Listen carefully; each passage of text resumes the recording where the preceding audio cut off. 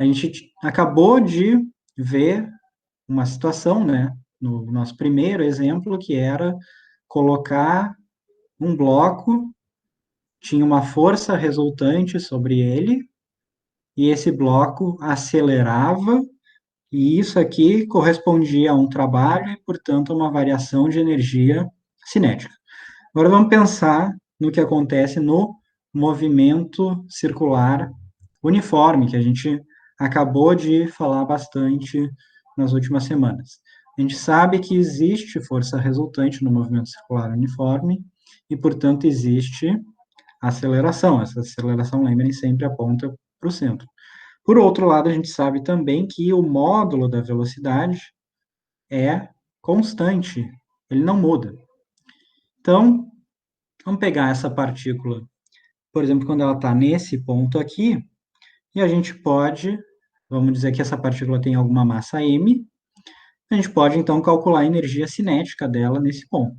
Se a gente fizer isso, a gente vai calcular que é m v ao quadrado dividido por 2. Agora, essa partícula ela está sujeita a uma força resultante para dentro e a uma aceleração para dentro também. E ela vem andando aqui ao longo dessa circunferência e ela chega em algum outro ponto. A massa dela continua sendo a mesma. Então, a gente pode vir aqui nesse outro ponto e calcular também a energia cinética dela. Se a gente for calcular isso, vai calcular m v ao quadrado sobre 2.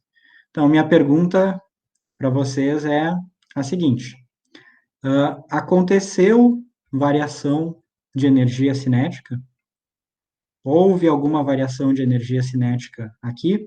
Sim ou não? Então, não tem variação de energia cinética. Notem, a variação de energia cinética é nula, porque a massa é a mesma, velocidade é a mesma, módulo da velocidade, né? O vetor velocidade, lembrem, mudou, porque aqui a velocidade está assim, né?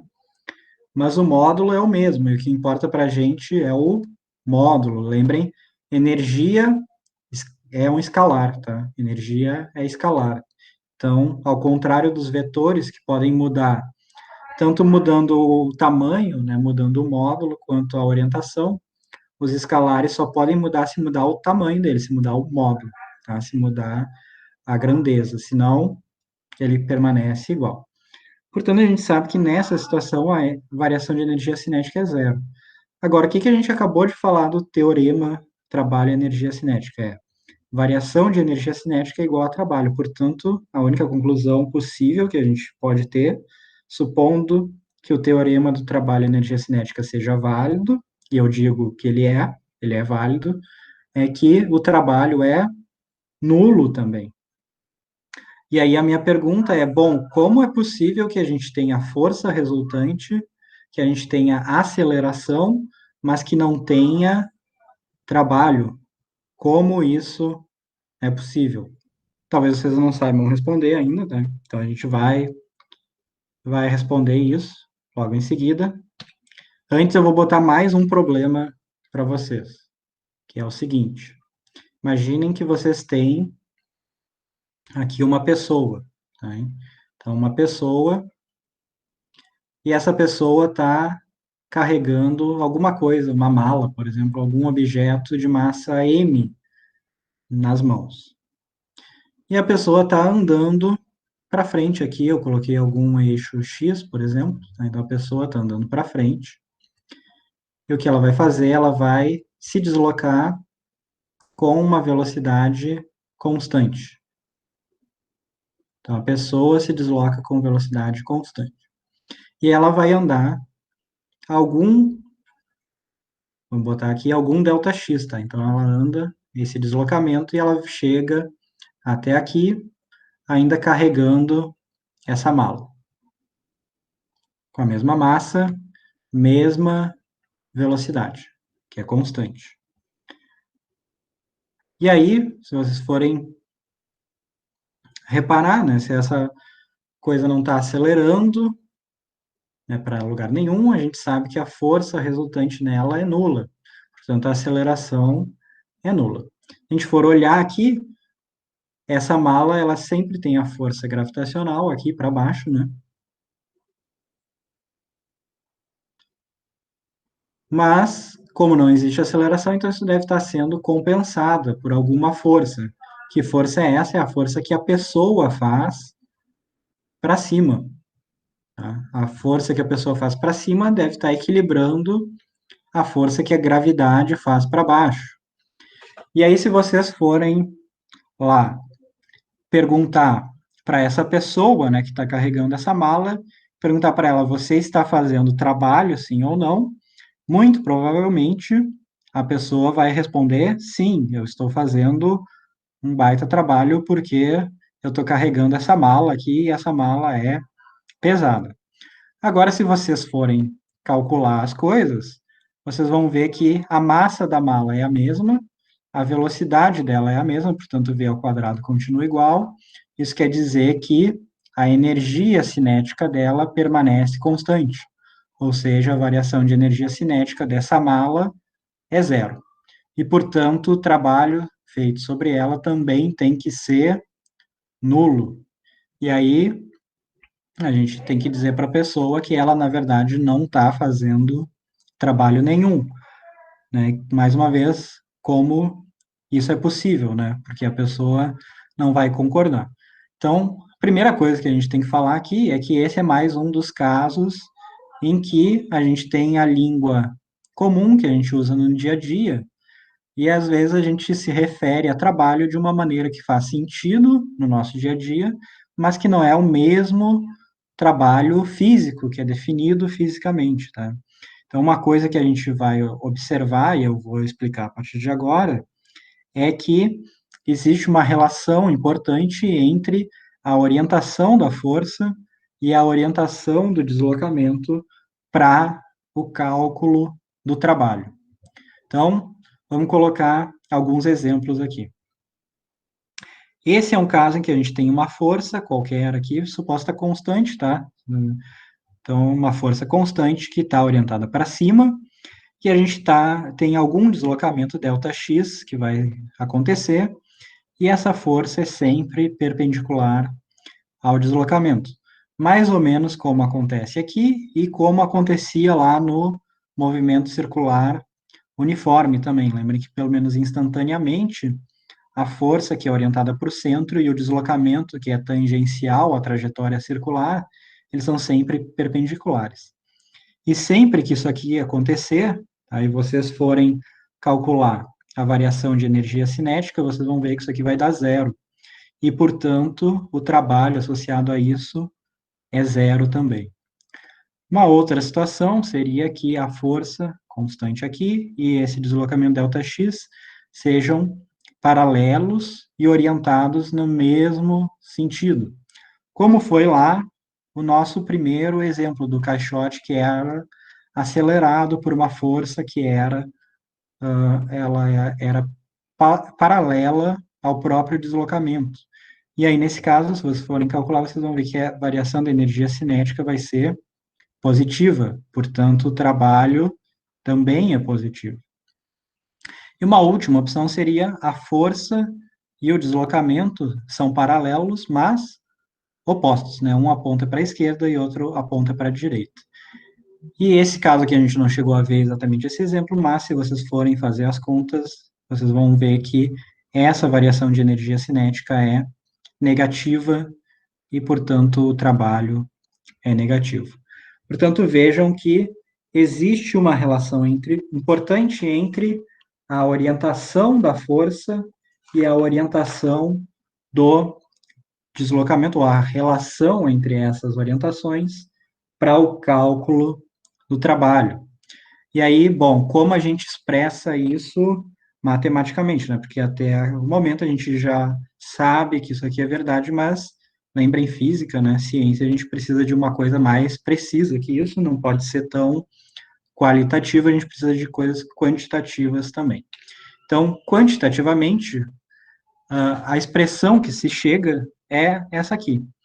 Para uma força F, então aqui está a força F, que é constante, tá? Inicialmente continuamos com a força constante. O trabalho vai ser dado pelo produto escalar, tá? Então, lembrem, isso aqui é o produto escalar entre o vetor f, tá? Então, isso aqui é um vetor f, e o vetor deslocamento delta x. Tá? E lembrem, aqui existe um ângulo θ interno que fica entre esses dois vetores. E aí, se vocês forem lembrar lá, quando a gente viu vetores, né? Esse produto escalar aqui, ele pode ser escrito como o módulo do vetor f, vezes o módulo do vetor Δx, vezes o cosseno do ângulo θ entre eles. E aí, se vocês lembrarem, né, por exemplo, a gente tem algumas propriedades, né, o cosseno de zero, cosseno de zero é igual a 1. O cosseno de 90 graus é igual a zero. E o cosseno de 180 é igual a menos 1. E aí, comparem com o que a gente acabou de ver aqui, e vocês vão ver que aqui a gente tem o cosseno de 90, aqui a gente tem o cosseno de zero, e aqui a gente tem o cosseno de 180 graus, né? Portanto, vejam de onde sai o sinal aqui, né? E, de uma maneira mais genérica ainda, né? Na verdade, né, então, se 0 for menor ou igual a θ, que é menor do que 90 graus, né, então lembrem, o cosseno vai ser positivo. Se θ for igual a 90 graus ou 270, o cosseno é nulo. E se θ for maior do que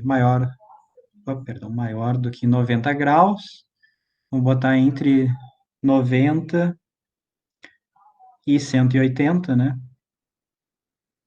Então, aqui o cosseno vai ser negativo.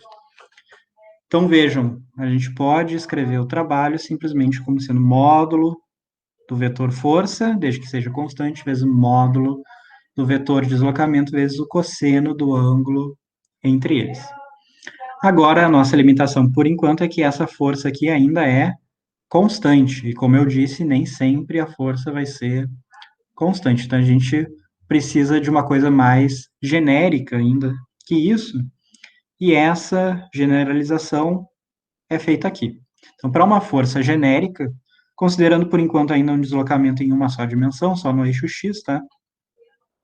A gente pode escrever o seguinte: a gente não tem uma força constante, mas se a gente pegar um deslocamento muito pequeno, tá? Então, a gente pega a força aqui, tá? E tem um deslocamento que é muito pequeno e aqui está o ângulo entre eles. Então, esse deslocamento eu chamo de dx, é um deslocamento infinitesimal, e esse deslocamento aqui, por ser muito pequeno, então eu posso considerar que nessa coisa que é muito pequena, a força é aproximadamente constante. E aí eu escrevo da mesma maneira, né, o produto escalar de f dx, da mesma maneira que eu tinha escrito f delta x, tá? Então, isso é um diferencial de trabalho, é um trabalho infinitesimal, que é escrito como f dx, produto escalar de f, que é um vetor, com x dx, que é outro vetor. Isso aqui vai ser igual a f cosseno de θ dx. Se vocês lembrarem também, né, isso corresponde a escrever a componente x da força, né? Então, ou seja, só a componente paralela ao deslocamento, que é o que vai interessar. Então, só para colocar aqui rapidinho para vocês, né? Então, se isso aqui é f, se isso aqui é x, isso aqui é o ângulo θ, né? Então, aqui é y. Então, a componente fx, né, é isso aqui, e fx, lembrem, é módulo de f vezes o cosseno de θ. Então, notem, é isso que está aqui, né? Módulo de f, cosseno de θ, dx, então a componente x dx. Agora, se a gente tem um infinitesimal aqui, né, tem um diferencial de trabalho, na verdade, o que a gente pode fazer é integrar dos dois lados para encontrar o trabalho mesmo, né? Então, a gente integra aqui, dá o trabalho W, integra aqui da f dx. E aí, bom, para realizar essa integral, que a gente ainda pode escrever dessas duas maneiras, aí a gente precisa especificamente saber que força é essa aqui, né? A gente precisa da expressão matemática para essa força. E aí, bom, isso vai depender de cada situação, tá? Mas notem, se for constante, né? Então, se isso aqui for constante, então se f de x for uma f constante, vamos botar assim, constante. Então, essa coisa sai para fora da integral e a gente fica com w igual a f, que é constante, vezes a integral de dx entre o x inicial e o x final. E a gente vai ter isso aqui, vai ser igual a w, que vai ser f, x final menos x inicial, né? Porque a integral de dx é x, calculada nos limites é final menos inicial, mas o final menos inicial é simplesmente ΔX. Então, vejam como a gente retorna ao caso mais simples, né? Mas, para fazer essas integrais aqui, a gente precisa saber que força é essa, tá? Se for constante, bom, ela simplesmente sai para fora da integral, não é um problema. Agora, se ela não for constante, a gente tem que saber como é a variação dela, qual que é a função de x que é escrita aqui dentro. Então, vamos falar de alguma força específica agora. Vamos começar a ver forças específicas, bem rápido. Então, a primeira, mais simples, para a gente é a força gravitacional, né? A gente sabe o módulo da força gravitacional na superfície da Terra, ou próximo da superfície da Terra, é constante, né? Dado pela massa vezes gzinho pequeno, aceleração gravitacional. Se a gente quiser, ainda dá para escrever essa força gravitacional de uma maneira vetorial, né? Então, digamos que a gente tem aqui o nosso eixo y para cima, o eixo x lateral, y para cima. Então, a força gravitacional, lembrem, ela está sempre orientada para baixo, né? Então, se a gente for escrever isso aqui vetorialmente, vai ser o quê? Menos mgj, né? Em que j é o vetor unitário que aponta no sentido positivo do eixo y. Então, força gravitacional menos mgj. E aí vamos analisar três situações possíveis, digamos assim. Então, separar aqui. Então, digamos que a primeira situação é a seguinte. A gente tem alguma partícula aqui. A gente prendeu ela num trilho, por exemplo, e vai fazer ela andar no sentido x positivo. Bom, onde está a força gravitacional aqui?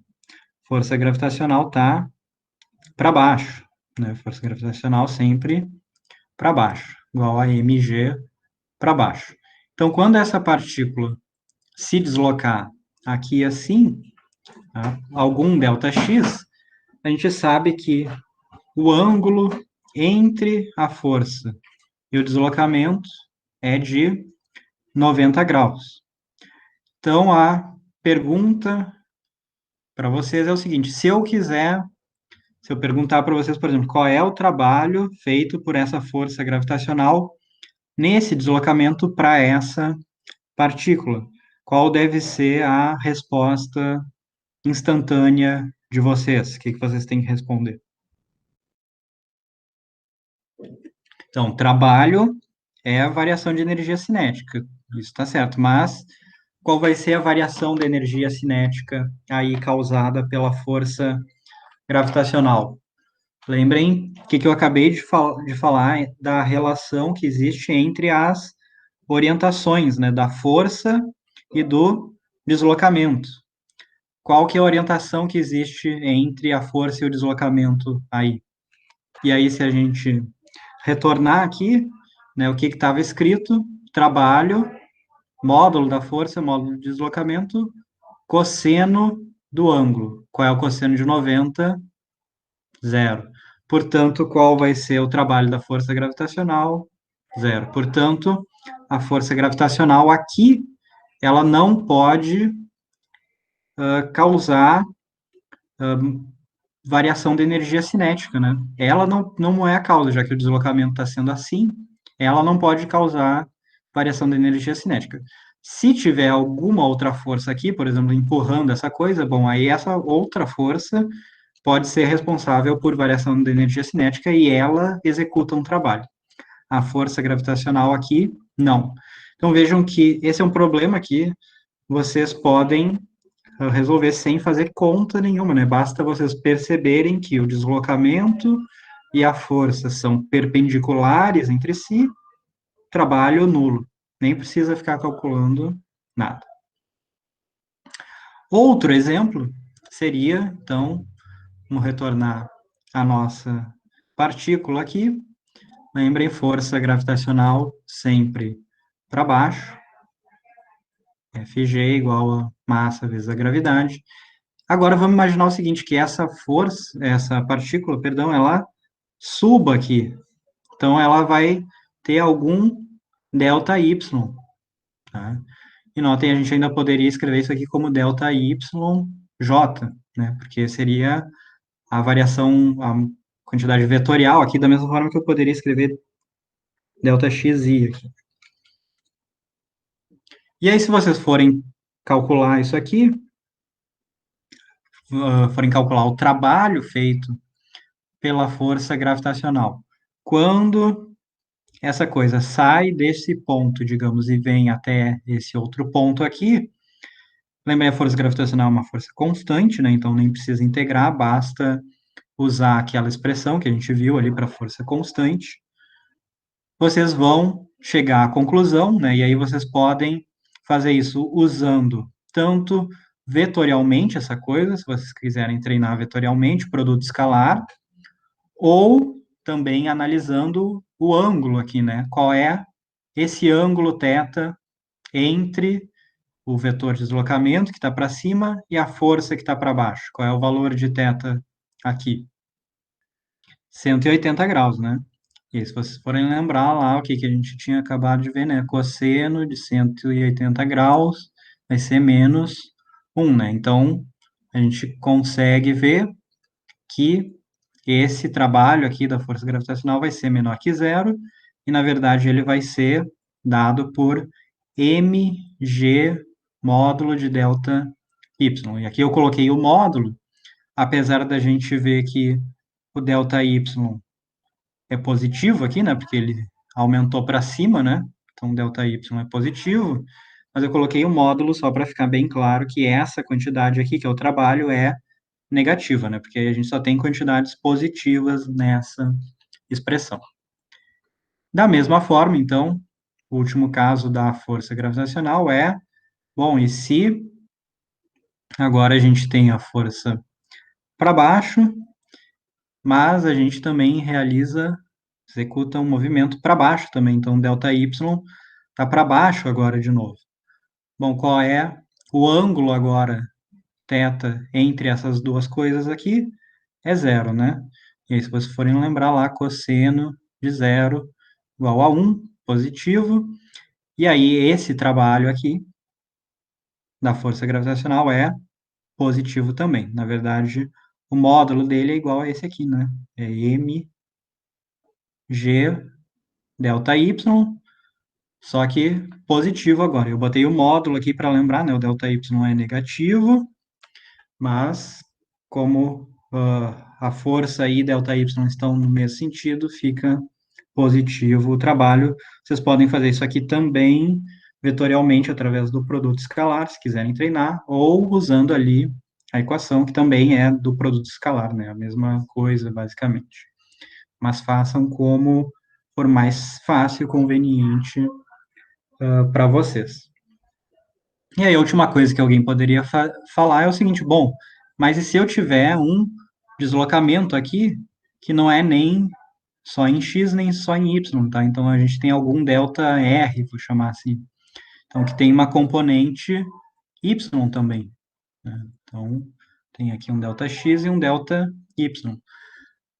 A conclusão que vocês têm que chegar, e que na verdade é o que a gente vai escrever um pouquinho mais para frente, vai ser quando a gente vai falando de deslocamentos genéricos, né, não só em uma dimensão, é que essa componente x aqui, ela corresponde a um valor zero para o trabalho, mas a componente y não, tá? Então, só o que vai contar para o trabalho quando a gente tiver alguma coisa desse tipo, assim, em ângulo, vai ser só a componente que é paralela ou antiparalela à força, né?